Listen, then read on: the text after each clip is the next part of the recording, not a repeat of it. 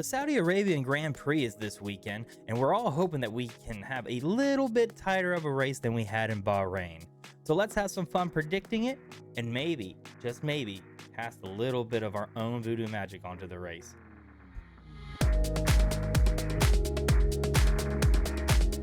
Heyo, Chris here, and thanks for tuning into the Delta. Let's first take care of the YouTube formalities and get them out of the way. Please hit that like button, and if you're enjoying the content, please consider subscribing. It helps the channel out a lot, and it's also the metric I personally use to give me the creative motivation to put out the best content I can for you. To be honest, the comments have been great, particularly in the last video. Some have talked me off the ledge, so to speak, with some great data points, and others have let their opinions be known, which have kind of let me believe that everything will be okay. So keep the comments coming. I love reading them, and I'll try my best to respond to every which one I can. Just keep it cordial and polite, and I really appreciate it. So we're entering the Saudi Arabian Gran Prix this weekend, and remember, it's on another Thursday practice and Saturday race schedule, at least for most of the world. So, set your time and schedule accordingly. And this time around, I feel like there's a little less excitement going on for the race based on the results that we had at Bahrain. But nonetheless, they still need the cars on the track, and anything can happen. Maybe Verstappen crashes into the first chicane. Maybe Leclerc's car isn't going to be garbage from the start of the race. That'd be great, right? And maybe we get a little say in the matter with the Voodoo Wheel that we got going on here. How about that? Stick around to the end to see what teams, or driver gets struck with the bad juju entering into the race.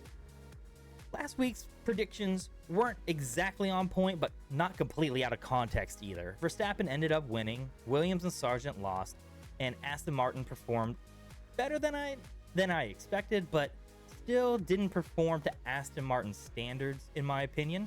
However, Checo did not DNF, and Leclerc or Norris did not make podium. And Danny Rick did not have a good performance either. So that was last week's predictions. Let's get into the new ones. We'll start with the biggest loser, the last place man, or the team that just doesn't show up for the race weekend. And for this race, I have Alpine. They are just slow.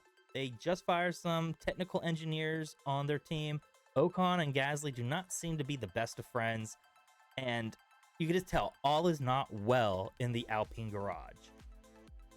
I don't watch Drive to Survive, but I have heard rumors too that even in the show Drive to Survive, Alpine also looks very dysfunctional.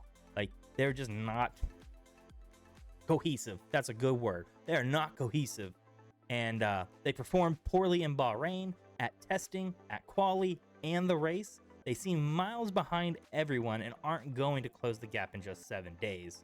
Alpine has a disappointing weekend for the second week in a row in Jeddah.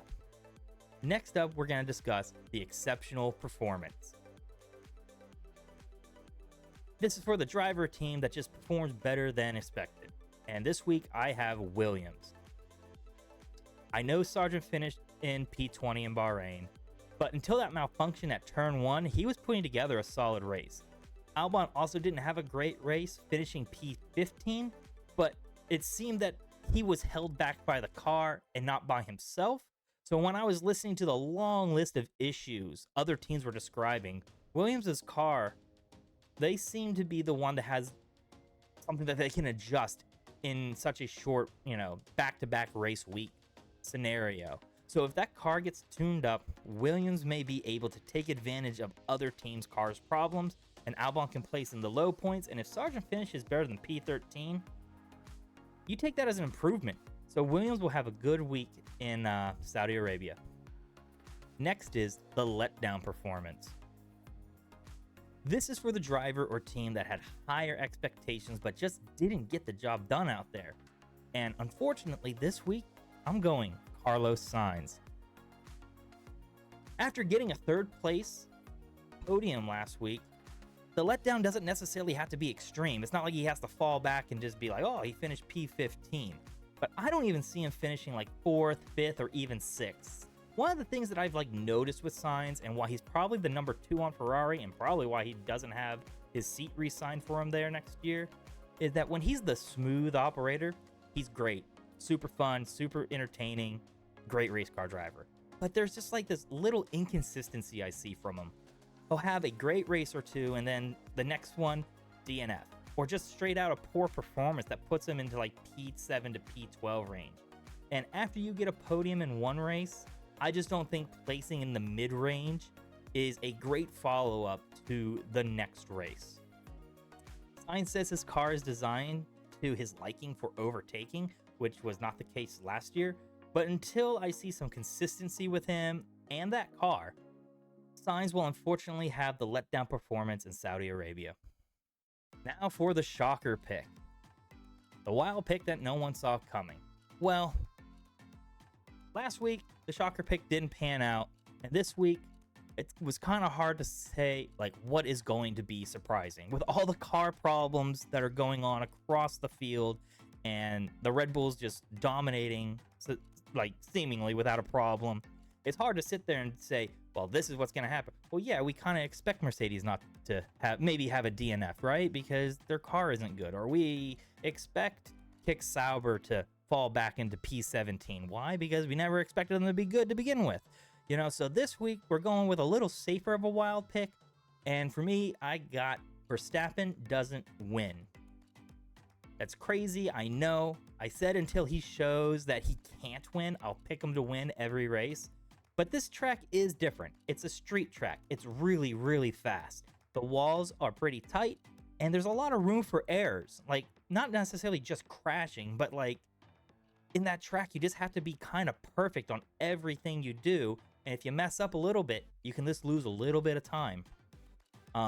We'll get to the podium and the winner part here in a little bit, but when your name is Max Verstappen and you win everything in that Red Bull and you didn't seem to skip a beat to start this season, not winning in Jeddah will be a surprise. Now we go on to the podium picks. The two drivers that made podium next to the winner. I was so confident in my podium picks last week. I was like, woo! Like, look at Lando Norris. It's his year, and Charles Leclerc, he's gonna feel himself up and down that track. Well, I was just flat out wrong. So this week, I kind of feel the pressure on picking my podium picks. But Verstappen not winning doesn't mean he's not performing. He's too good and too good of a car. A podium finish for him is just very, very likely. Plus, that would also help tighten up the Drivers' Championship after a week, too, giving us, like, not Red Bull fans some sort of hope. And I really, really need some hope after last week. So, Max Verstappen will be on the podium for some decent points, but not allowing him to widen his gap there in first place for the Drivers' Championship. Joining Max, though, on the podium is a bit tougher of a pick, because everyone did. They seemed to have significant issues last week of one form or shape in some way or another. It was just, every time I just saw some interview from some driver or some team, they just never had any answers that gave me confidence that said, yep, they're podium worthy. I mean, Mercedes showed that some decent one-lap speeds last weekend, but their car isn't as reliable as I thought it was coming into the season. And McLaren says that they weren't happy with Bahrain results, but they are also aware that their car needs more work before they're fighting for more points. And Aston Martin just isn't the same Aston Martin car we saw in the beginning of last season. So that kind of leaves, since I have Sainz being the letdown, that kind of leaves Charles Leclerc. And my reasoning is he managed to hold a P4 spot last race despite having major braking issues all race. Now that's partly because he is a good driver and partly because the rest of the field was dealing with their own issues. So assuming the other teams still are trying to figure it out and Ferrari can just take care of the brake issue, Leclerc makes podium there in Jeddah. Now we're going to predict the race winner, and I have the other Red Bull in Sergio Perez. Look, Sergio Perez is still in a Red Bull car, and I think we forget how fast and good that car is because Max Verstappen is just so amazing and winning by 20-30 seconds all the time in front of Sergio. But then we like forget that no, Sergio Perez is also in that Red Bull, and he's coming in second place, 5, 6, 7 seconds ahead of third place. That's a pretty good split. He won this Grand Prix last year, and I also think that like Verstappen's car just isn't 100% ready for Verstappen, not honed in for Verstappen time quite yet. So I can see Sergio Perez outperforming his teammate in a street circuit that he tends to do well in and find a way to win a fun, tight race between the two. Now let's move on to the newest edition of our prediction segment.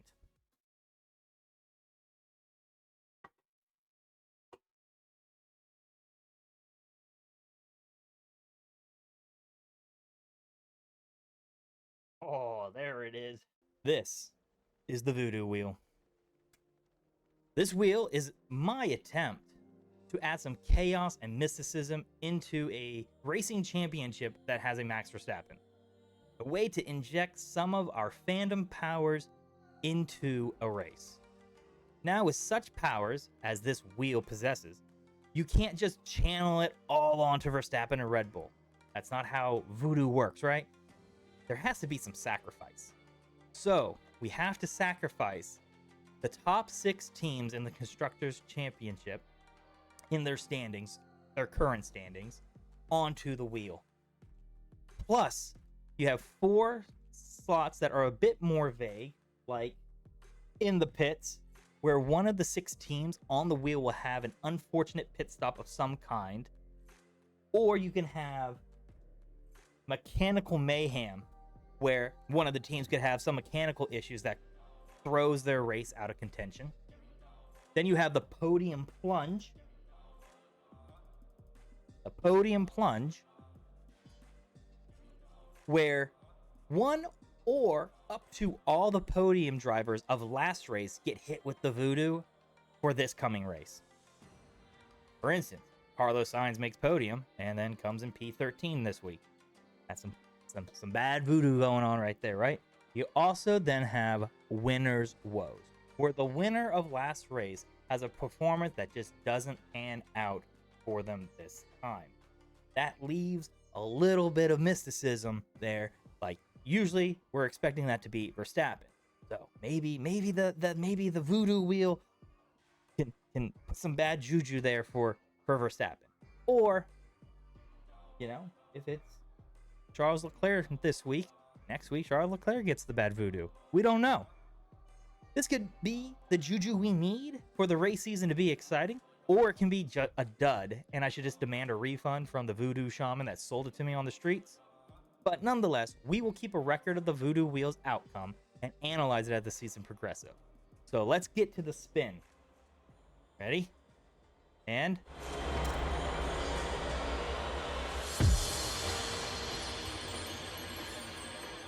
pick Sauber.